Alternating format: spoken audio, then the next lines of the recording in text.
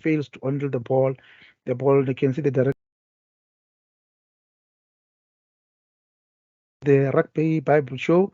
Today is Wednesday, as always, Rugby 101. Today we are focusing on fouls, and we will try and see how much we can help you with just the basics, particularly those that are new to this game. So let's get straight to it. The first foul is a forward pass, as indicated here by the lines, the red line here. You can see the player with the ball is passing the ball in this direction, and then you can see that the ball is definitely a forward pass. The punishment for this is definitely a scrum that will be given to the opposition, so they'll be the one feeding the scrum with the ball. Next one, knock on, very common. What happens is if the player fails to handle the ball, they can see the direction there as you indicated by the line. Um, this player here has failed to get the hold to get hold of the ball, and that is then what happens is that you then have a knock-on offense and you are punished by a scrum being given to the opposition. Um, Tackling a player while in the air, so indicated here by the green line.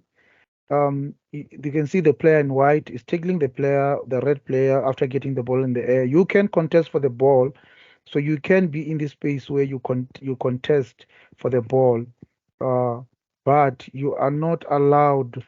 So you can contest here in this space, trying to and you can collide here, but reasonably so. But the minute you come to this space where you're tackling a guy while he's still in the air, that is a very serious offense. You get a yellow card, and it might be upgraded to a red card.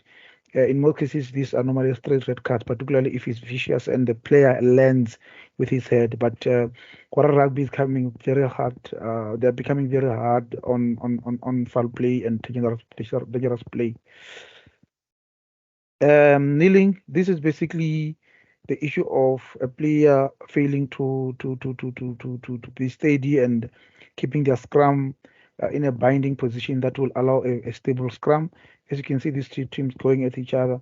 So the minute you fail and then you fail to do your job in the front row, particularly they lose tight head and a tight prop. If they drop their knees, in most cases they are the biggest culprits because of they have to really do the most difficult job. So if they do that, then you are penalized, and then the opposition team is given a penalty.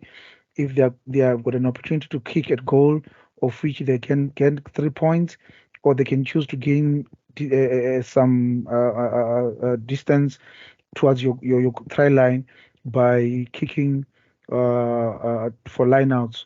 So they can choose what to do with whatever they want when they get the ball. So it's a big, very important aspect of the game, because you can lose a game if ever you do this kind of stuff in front of your own try line, and the opposition can take advantage of that. Last but not least, high tackle. So we're just focusing on few offenses. There are many. We'll dissect them as we go along. High tackles when the player tackles like the way this player is tackled here.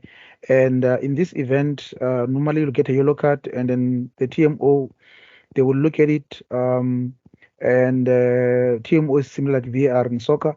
They'll look at it and see if there are any mitigation circumstances or so whatsoever. But in most cases, this end up being a red, and then after it's a red, you normally would have to go and face the DC, and you might be banned even further for this kind of offense. The punishment here is a penalty again against your team, so the opposition can choose to kick for 3 points, or they can try and go for the line out.